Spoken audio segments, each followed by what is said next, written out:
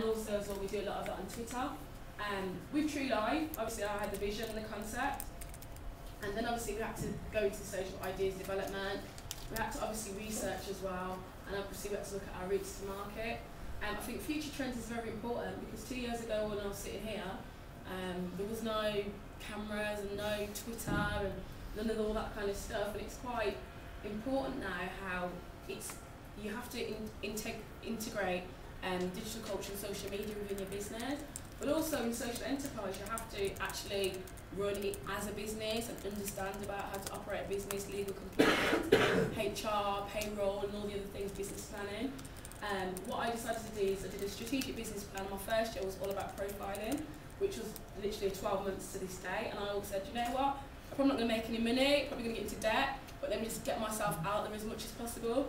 And if it meant using myself as, hey, that token person, oh, she turned her life around, and oh, let's all write about it, just to get the last 2 sentences, and she does this now, and you can contact her here, that's what I did. So every broadsheet paper I've been in, the Times, the Guardian, the Independent, and the Birmingham Mail, the Birmingham Post, the Black Voice, all different sorts of newspapers. This is this year alone.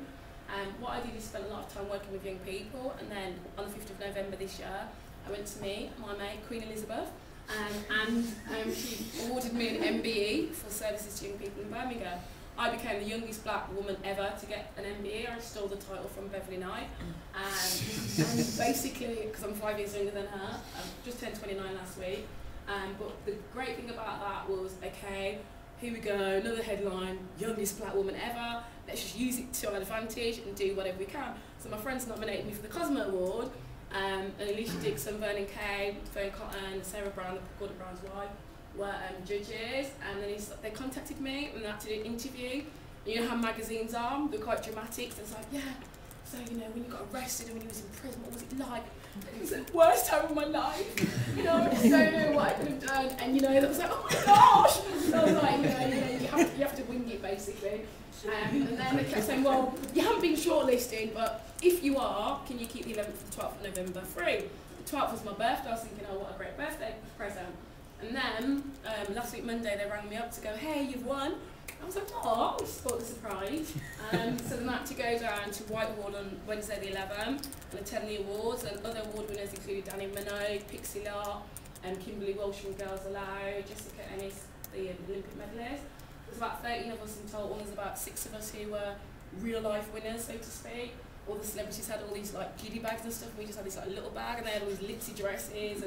But you know, it's one of those things that you use them and they use you, and it's basically just like that.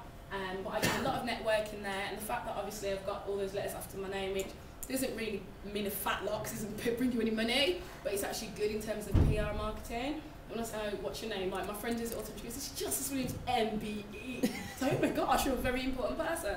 And then also as well this year I got into the Birmingham Power 50, which my mate nominated me and says, oh come on, let's see if this is actually going to work. Because one thing that I always say to people,